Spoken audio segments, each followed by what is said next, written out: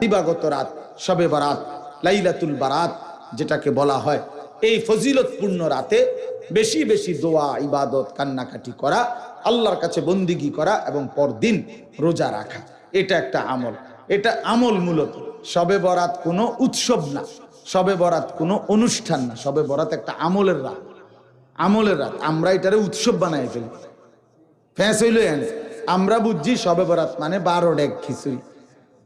হ্যাঁ, শবে বরাত মানে 60টা করে জিলাপি।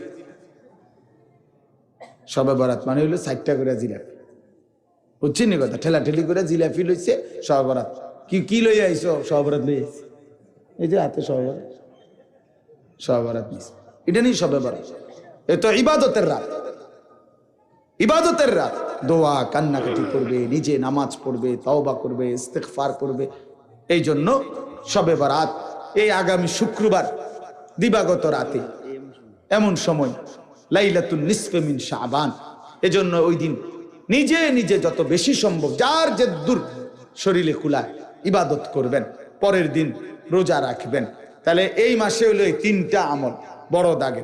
একটা হলো দোয়া বেশি করা রমজানের জন্য, 2 নাম্বার হলো কিছু নফল রোজা রাখা, আর 3 নাম্বার হলো শবে বরাত রাত্রি জেগে ইবাদত করা, দিনের বেলা রোজা রাখা। বিশেষ করে